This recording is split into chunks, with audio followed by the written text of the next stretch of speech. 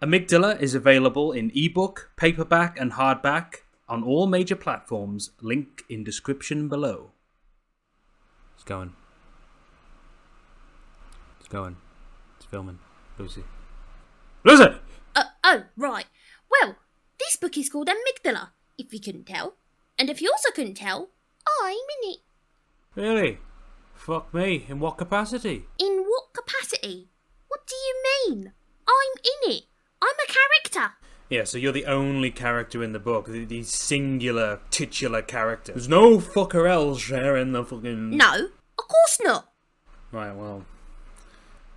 who else is in it? There's Celia, a black hole investigator with a loose grip on reality. Hanging from the low ceiling were the corpses of Polly's trade. Puppets unmade, unpainted, unloved. Their shattered glass eyes watching in envy of her life. Strings crept down like spider silk, limbs dangled, reaching for flesh. The horrors poured down from the puppets and into Celia's head, creating impossible visions, bleeding into reality. They reach for us, the others told her. She slid a hand up her chest and to her neck, daring not to blink. They'll jump to life, strangle us, skin us screaming. Her mouth became dry, blood hot in the veins, hanging on the words of delusion. They're in the water, watching from below, swimming for us now, closer, closer, closer. The long one, the white face, the empty-eyed marionette, she comes toward us. Do you feel her moving through the water? Can you feel her porcelain fingers? Suddenly, Celia burst to life, splashing around in a panic to glimpse the living nightmare. Her eyes flashed to the water ahead, then behind. Nothing. Bah! She cursed, beating the water with her fist, feeling like a fool. The moment, the fear, the peril. It all seemed so real. She moved her forearm over her eyes, exhaled slowly. Pull yourself together. There's Yeshua, a dangerous artist with no limits and no end to his ambition. A spectacular sight was Yeshua deep within his element. His command of style, his talent for suavity, his tall, dominating presence. Across the ballroom of Arc Red he danced, his body a blur of colour and motion. His silken mane waved like fire and his tails cracked like lashes. The great doll danced with Lockett and Salazar and Sylvia and Oliver and Roger and whispers beyond count. He led the dance with a full neon smile and bathed in the howling of merry folk. There's Oliver Cost and Roger Penny, two political rivals with similar goals and not a shred of honour between them. When Roger spied him, he revealed his fearsome teeth with a smile. Ollie, old lad. Oliver gave a fake chuckle and slapped him hard on the back. Roger, good to see you. Enjoying the gala? Very much so. Good, good. Listen, need a word. Roger nodded and threw a great bearish arm around him. Aye, we do need to talk. Oliver waited until the crowds were far behind before speaking. Lockett needs a voice of trade and she won't delay much longer. My record is clean and unimpeachable. If it comes down to her choice, she'll choose me. She'll choose neither of us if we idle, Roger said, dropping his merry mask. His voice was low and gruff and gravel harsh. With every moment we clash heads, Lockett grows impatient. Your record is clean, that's true. But it's also the length of my bloody thumb. You haven't got the experience nor the connections, Cost. I've said it 1,000 times. You can talk about your merits until dust gathers in the lady's ears, but it won't change the facts. The only way you get the job is if I agree to step aside, and I won't.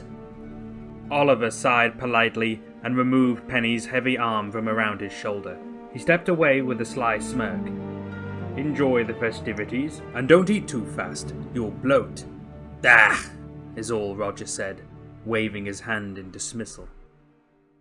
Oh, and there's my friend, Ludwig, a writer and illustrator who dreams of a world without fear and loss and death. Poor fella. Ludwig moved up a dark, carpeted staircase to the 4th floor. The halls were vast and sparse, wreathed in silver light, feeding upon the dust. He moved past room after room, eyes forward, ignoring the shadows staring out from the doorways. The words of Marvell haunted his thoughts. Ruthergush is quite the building, but is every room packed with writers, or is it a desolate shell? Ludwig cast a glance over his shoulder to the lonely corridor, some decaying paintings clinging to the walls, weakened with every thump of distant machinery. He gazed beyond the metal balcony to the printing floor below, then up to the dome ceiling of stained glass, dripping down rainbows of light. Home, he thought. Then he heard Wiley, barking orders, laughing, chattering. Home. Well, there's Basil and Teaser, who are madly in love, who'll slice the necks of anyone who gets in their way. Basil and Teaser had one book between them, a small and quaint novel named Adventures of Bevis the Wise, which found its home in Basil's left breast pocket. He never left without it, to the point where even Teaser would ask, "Got the book?" before setting off. "Always," Basil would say, tapping his chest. The brown leathery book was perhaps their only escape, a little window to a world without fear. Teaser would listen while Basil read, and Basil would teach her words and phrases and smile the entire time. Perhaps it was silly, but that little book meant the world to them. I think that's all I need to say for that one. There's Elgin, a monstrous beast of a woman who has perhaps more ambition than Yeshua, and a bottomless appetite. Helgen always looked up, despite her size.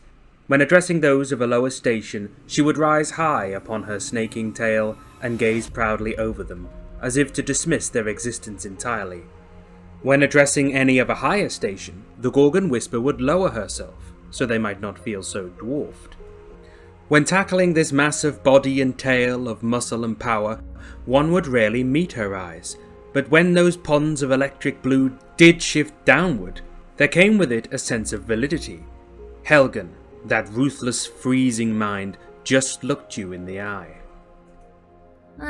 Let me think. Oh, there's Dalton, a proud captain who makes it his mission to catch the elusive criminal Spectre, Fontaine. Lingering in the street felt to Dalton like standing in the presence of an unseen doom. Such desolation was hard to ignore, and the sight, inside and out, was not something he would soon forget.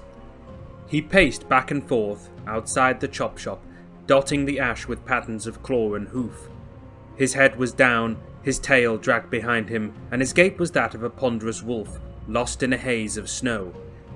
In the cold and the ash and the death and the doubt, Dalton waited. He knew Celia wouldn't be long. Her methods were designed to be quick, intense, effective. It was something in the way she spoke, something true and somehow right, even when she lied. And then, of course, there's Lockett, the lady who found our civilization, who brought us back from chaos, who taught us the value of objective thinking, of logic and science, and provable fact. Missing a few. Felix, Wiley, Barnaby, Sylvia, Methuselah. Methuselah's an interesting one. Her whole conflict between, what she feels and what she thinks, coming to terms with the fact that she is an animal, her place within the culture. Because it is a very brutal culture. But does it have to be? I can't answer. You'll just need to read the book. Wow. Great salesmanship, great sales Lucy, shit.